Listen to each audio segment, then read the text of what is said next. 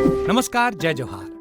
क्या आप भी गवर्नमेंट एग्जाम्स की तैयारी करना चाहते हैं? क्या आप भी मेमोरी टेक्निक्स और ट्रिक्स के जरिए बहुत ही कम समय में स्मार्ट स्टडी करना चाहते हैं? क्या आप चाहते हैं कि सीजी व्यापम टॉपर आपको पढ़ाए?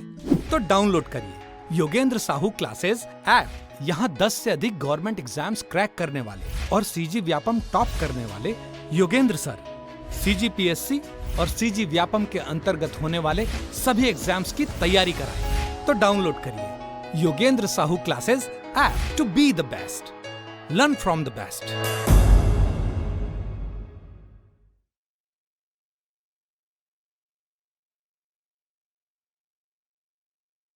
नमस्कार दोस्तों, स्वागत है आपका योगेंद्र साहू ऑनलाइन क्लासेस में। और खुशखबरी देना चाहूँगा, बहुत लोगों के लिए घबराहट का विषय होगा। एडमिट कार्ड आ चुका है और कई लोग अब जोश खरोश से भर जाएंगे क्योंकि अब उनको सेंटर मालूम चल चुका है। ठीक, कुछ लोगों के लिए चिंता का विषय है कि सर बहुत कम दिन बचे, अब कैसे तैयारी करें। तो एडमिट कार्ड आ चुका है और ये आप कहाँ प्राप्त कर सकते हैं मैं बताता हूँ। और हम बात करेंगे, वीडियो पे लास्ट तक बने रहेगा। बात करेंगे कि क्या आपको तुक्का मारना चाहिए कि नहीं मारना चाहिए, और अटेम्प्ट कितना करना है, और कट ऑफ कितना जा सकता है। चलिए, ये आवक जावक नंबर है। कभी भी आप किसी लेटर की पुष्टि यहीं से करेंगे, है ना। ये आवक जावक नंबर चेक कर लिया करो, ठीक। और नीचे साइन होना चाहिए, ये जो है ना कंट्रोलर का साइन होना चाहिए, कंट्रोलर का। इससे चेक किया करो कि कोई लेटर फर्जी है कि नहीं।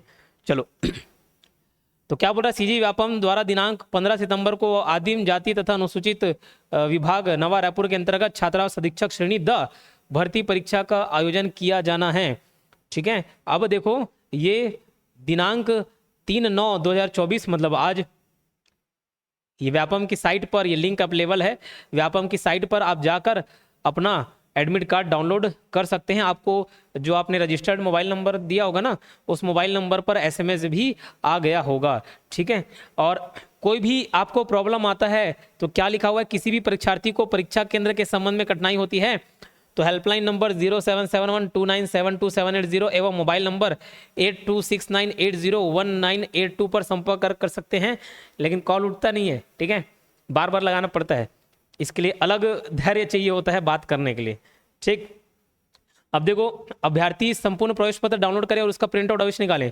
यदि इंटरनेट से प्राप्त प्रवेश पत्र फोटो नहीं आता है तो अभ्यर्थी अपने साथ 2 रंगीन पासपोर्ट साइज फोटो लेकर जाएं। बाकी एग्जाम में, मतलब सीजी वापम के एग्जाम में तो फोटो नेसेसरी नहीं होता है, बट फिर भी आप एक फोटो लेकर जाएंगे, ठीक। और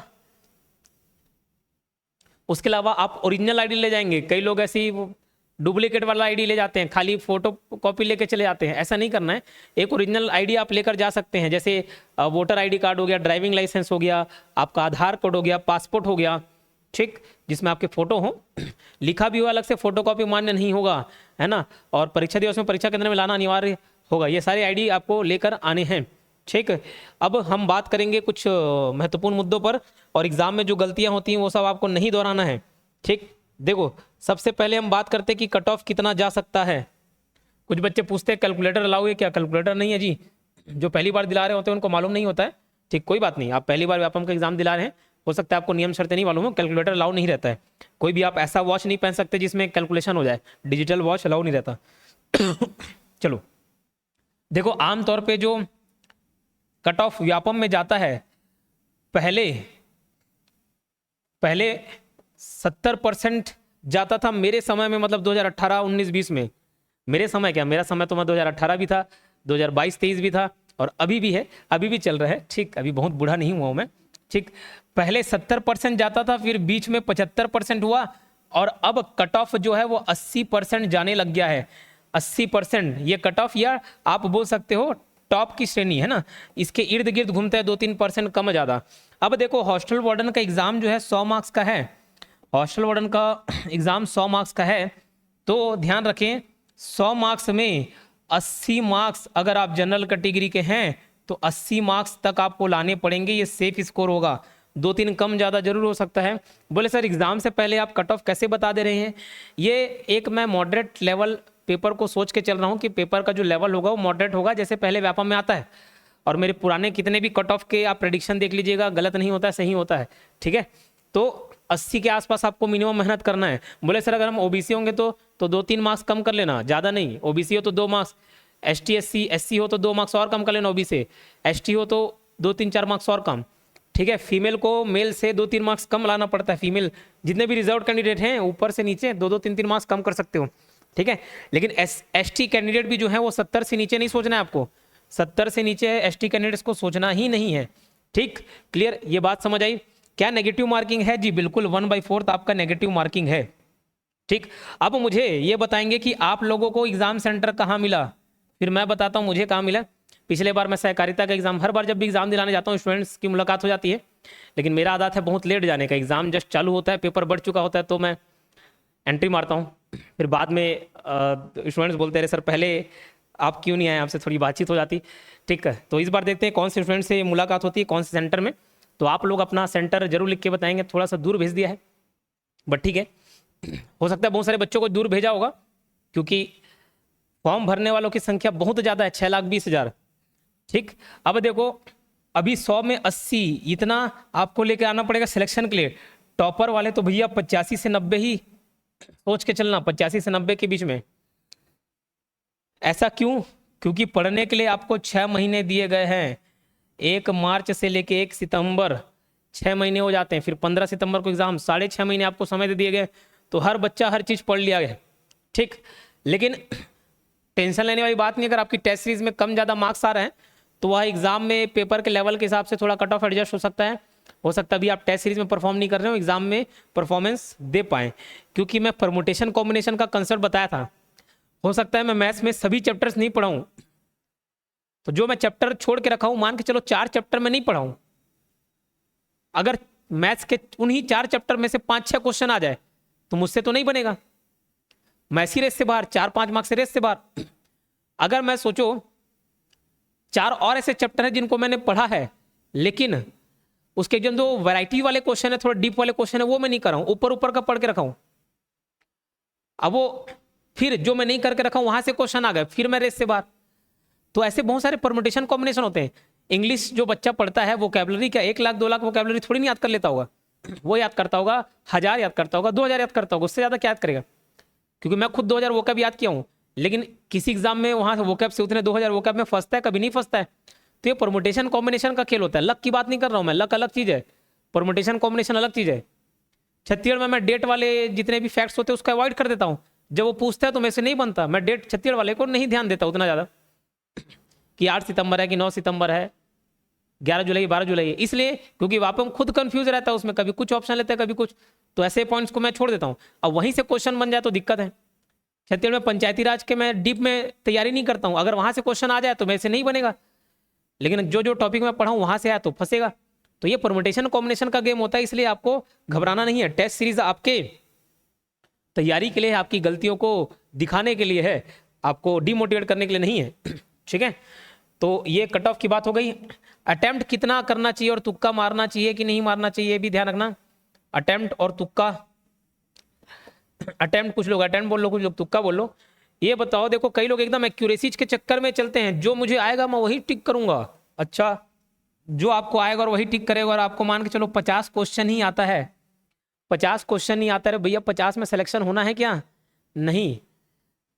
तो भैया आपको अटेम्प्ट ज़्यादा से ज़्यादा करना है। ज़्यादा से ज़्यादा करने का तात्पर्य वो डिपेंड करता है, किसी के लिए ज़्यादा ज़्यादा 100 हो सकता है, किसी के लिए ज़्यादा ज़्यादा 90-85 भी हो सकता है। क्योंकि एक्यूरेसी के चक्कर में आप 50 तक अपने आप को सीमित रखते हैं, इसमें मालूम है आपको भी कि सिलेक्शन होना ही नहीं है।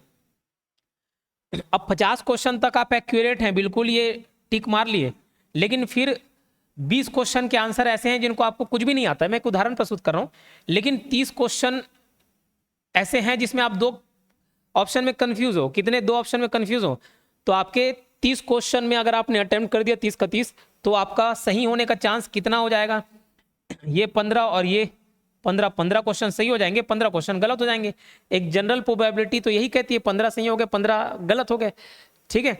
अब इसको मैं थोड़ा अच्छा फिगर मान लेता हूँ, अगर आपका किस्मत थोड़ा सा अच्छा है, 20 सही हो गया और 10 गलत। सर ऐसे कैसे? क्योंकि आपने पढ़ा हुआ है ना, ऐसा नहीं कि नहीं पढ़ा हुआ है। तो जिसमें 50-50 की बात कर रहा हूँ, क्योंकि हम पढ़े रहते हैं तो हमको ऑप्शंस ध्यान में रहता है। तो बच्चे ये 10 गलत हो जाएगा सोच के 20 को सही नहीं कर पाते। भैया टिक मारो ना, काहे इतना तकलीफ हो रहा है? ऐसे तो 50 आ रहा था, अब सोचो 30 क्वेश्चन ऐसे हैं जिसमें 2 ऑप्शन में कंफ्यूज हो, कभी बाबा जमाने पढ़े हुए हो, अभी याद नहीं आ रहा है, लेकिन फिर भी कंफ्यूजन रहता है माइंड में 2 ऑप्शन में। मारो 20 सही हो गया, 10 गलत हो गया, तो देखना ये 20 का तो 20 मार्क्स आपको मिलेगा ही मिलेगा, 10 का 2.5 मार्क्स कट जाएगा, तो ओवरऑल 17.5 मार्क्स तो आप आगे रहोगे। तो कम से कम 50 से आप कहाँ पहुंच गए, 67.5।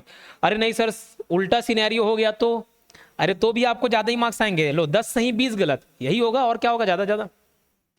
तो फिर 10 सही हो गया तो 10 मार्क्स तो मिलेंगे ही मिलेंगे। 20 क्वेश्चन का नेगेटिव मार्किंग 1/4 करोगे कितना, 5 गलत होगा, 5 माइनस मार्किंग हो जाए, फिर भी तो आप +5 रहोगे ही।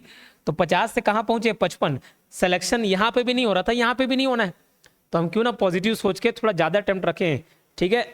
कम अटेम्प्ट करने से कोई सेलेक्ट नहीं हुआ है आज तक। किसी टॉपर से पूछ लेना आप कितना अटेम्प्ट करते हो भैया, वो ज़्यादा से ज़्यादा ही रहेगा, ठीक है। समझ आ रही बात। ज़्यादा गेंदे खेलोगे तो ज़्यादा रन बनने की संभावना है। बोले नहीं मैं 10 ही गेंद खेलूंगा और 10 गेंद में छक्का ही मारूंगा, उससे अच्छा 100 गेंद खेलो भैया पूरा, क्या तकलीफ है आपको, ठीक है। तो सेंटर कहाँ मिला, जितने भी बच्चे हैं देख कर बताइएगा। और लास्ट टाइम है, सब लोग पूछते हैं कि सर अब ये लास्ट दिन की स्ट्रेटेजी क्या होनी चाहिए। एक स्ट्रेटेजी भैया ये याद करना, दुनिया भर का स्ट्रेटेजी बताई दिया मैं, और क्या ही बताऊं, अभी स्ट्रेटेजी को भी नहीं मालूम कि और कौन सा स्ट्रेटेजी। बस एक बात याद रखना, पुराने जितने भी बातें मैंने बताई उसको फॉलो करना है और हार नहीं मानना है। हार नहीं मानना है, क्यों, आप 1 घंटे के लिए भी डिमोरलाइज हो गए, 1 घंटे की पढ़ाई आपकी छूट जाएगी। लगता है जरूर, मुझे भी लगता है कि मैं कुछ चीज़ को कवर नहीं कर पाऊंगा, नहीं कर पाऊंगा। यूट्यूब चैनल में बहुत सारी चीज़ मुझे पढ़ाना है, कोर्स में तो लगभग सब पढ़ाई दिया। मुझे भी लगता है ना यूट्यूब में मैं हरिराम पटेल सर की सीरीज जो है उसको भी खत्म करा दूं, अपने बाल मनोविज्ञान के 1000 MCQ को भी जल्द से जल्द कवर करा दूं, करंट अफेयर के भी क्वेश्चन करा दूं, इंडियन जीके के भी कुछ पार्ट डालूं। लेकिन मुझे ऐसा लगता है कि छोड़ दूं क्या, लेकिन तुरंत मैं अपने आप को समझा लेता हूं कि जितना हो सकता है उतना करूं। टेंशन लूंगा तो वो भी नहीं होने का है, बस आपको भी लास्ट टाइम तक पढ़ना है, ठीक है। जैसे ही मन में चिंता आता है ना, तो आप रिजल्ट के बारे में सोचना छोड़ दिया करो। होगा नहीं होगा वो बात की बात है, लेकिन हम कोशिश ही नहीं करें, गलत बात है। तो आपको कोशिश प्रयास करना ही करना है। और कोई भी समस्या होगी आप कमेंट बॉक्स पर लिख कर बताएंगे। मिलते हैं और किसी वीडियो में, धन्यवाद।